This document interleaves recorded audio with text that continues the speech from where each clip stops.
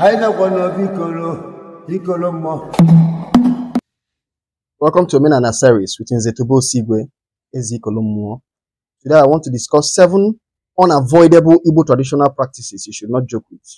It doesn't matter your religious disposition, your ideological disposition. Once you are Igbo, you should try as much as possible, even if you are living in diaspora, you should try as much as possible to ensure you do not joke with these traditional practices. No matter if you're a Christian, you're a Muslim, you're a free thinker, you're an atheist, you're a Buddhist, you're a Confucianist, you're a Hinduist, whichever one you want to be, do not joke with these Igbo traditional practices. As far as Igbo blood runs in you, these traditional practices, endeavor not to do what? Avoid it, because these are what makes you an Igbo. Number 1, killing of cow for your dad once he's gone, and giving your mother's people a cow upon her death. You are expected as Onyibo to bury your father with a cow.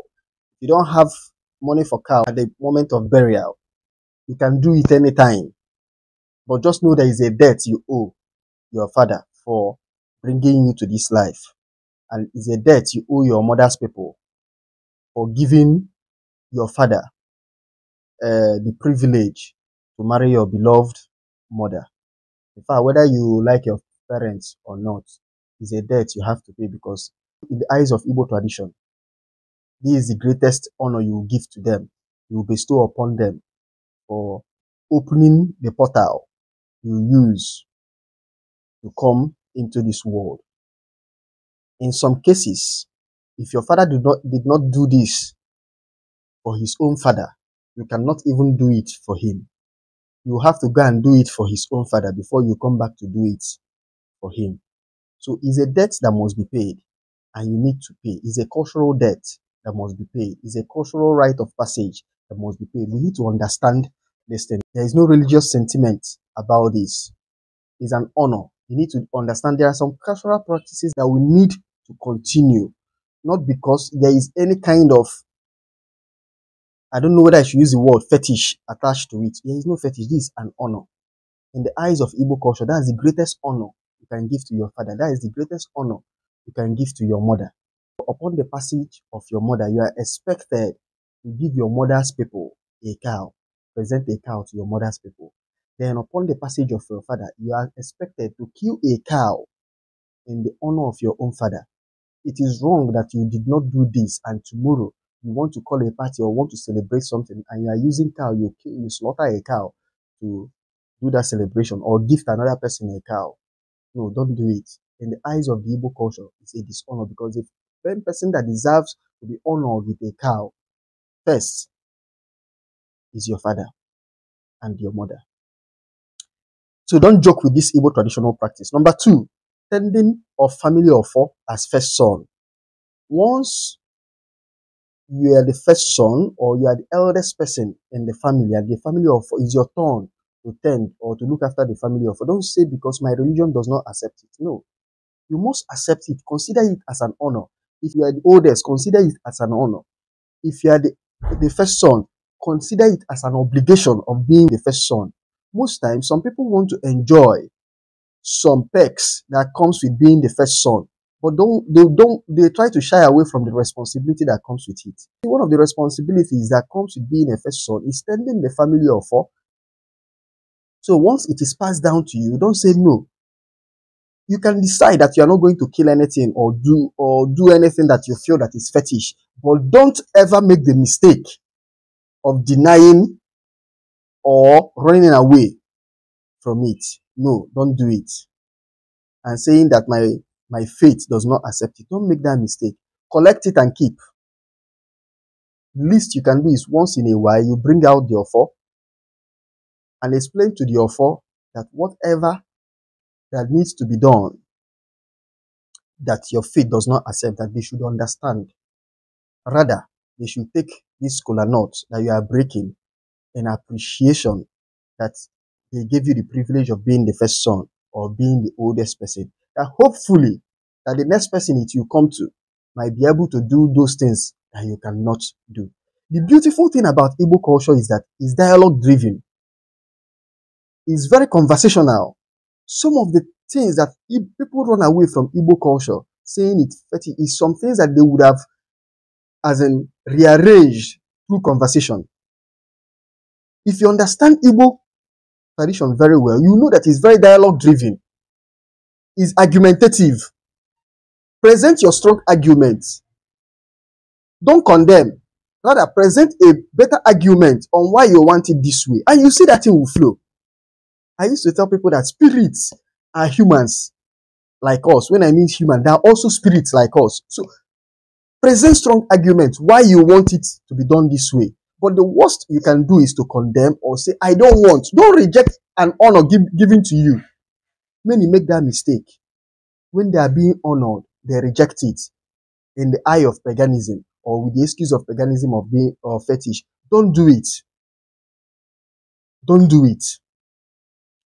Because you will later regret it, or your children will regret it, or realize that it's a very huge mistake. Number 3, align with your Shi. The fastest way of aligning with your ancestor or knowing your roots very well is aligning with your Shi. Once you ignore this, you start ignoring the base of your culture. Shi is the central teaching of Igbo culture. You can align with your Shi even if you're a Christian. You can do it in a way that accepts your Christian faith, aligns with, your Muslim faith aligns with. Many of the people that are Christians, even the Christianity we are talking about today, was adopted to fit into European culture. The founder of Christianity, the supposed founder of Christianity, Jesus Christ, is a Jew. And the Jews are not even practicing Christianity. So you see that the Christianity is being fitted to suit their own culture. The Russians adopted Christianity to suit their own culture. So Christianity does not stop you. Being a Christian should not stop you from aligning with your Chi. Rather, you can do that arrangement based on how you believe your Christian faith you do what? Accommodate.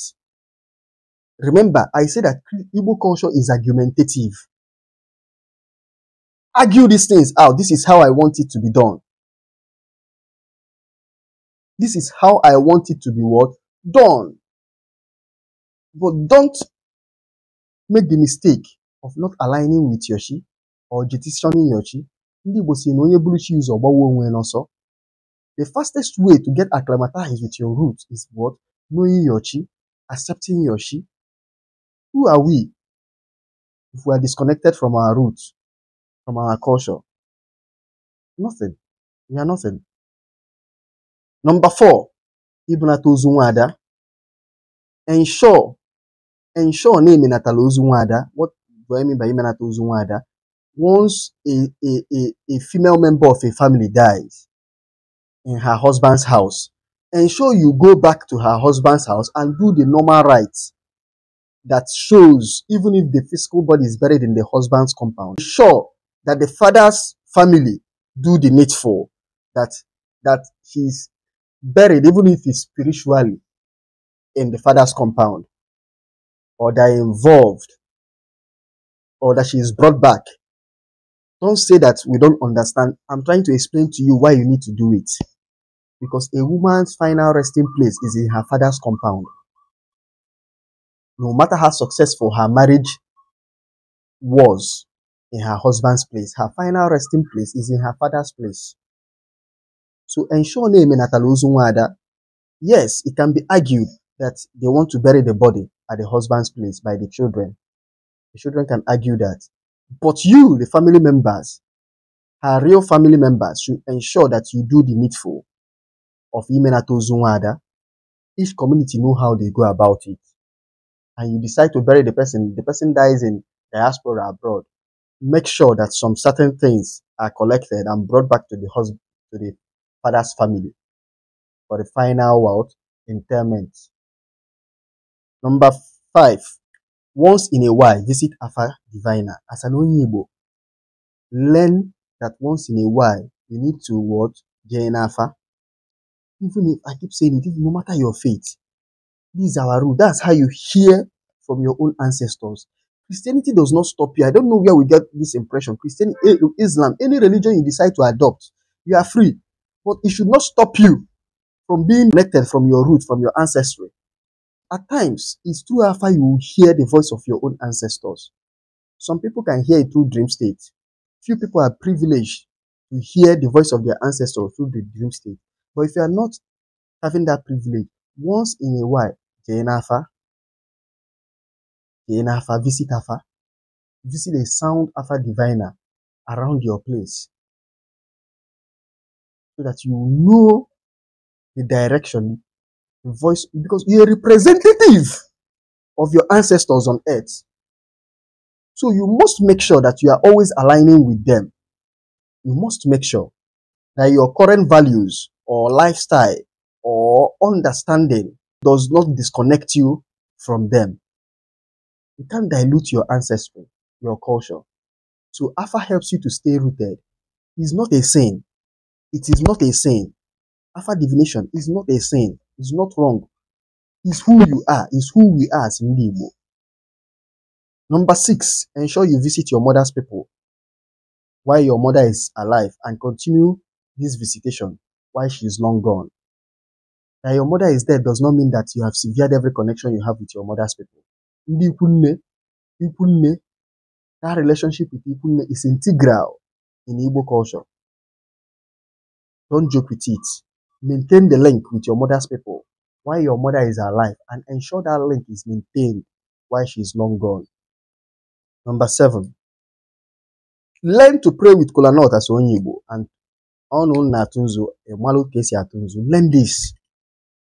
Learn how to pray with kola nut. Some people say I don't know it. Learn it. Even me, I learn it and I'm still learning it.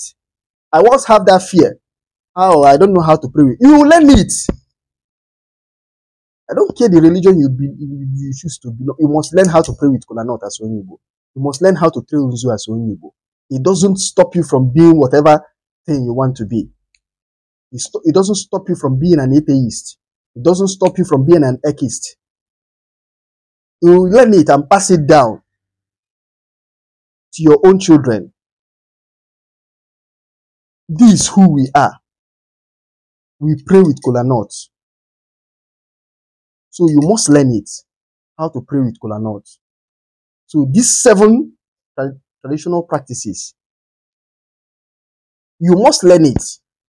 Don't joke with it. They're important, irrespective of your religious disposition. Thank you.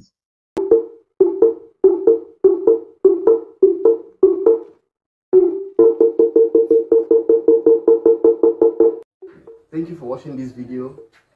If you like the video, please like, subscribe, and share. I would like to hear from some of you. If you have any question, please, you can reach me through the number on the screen or my email address or my other social media handles. Thank you. Thank you.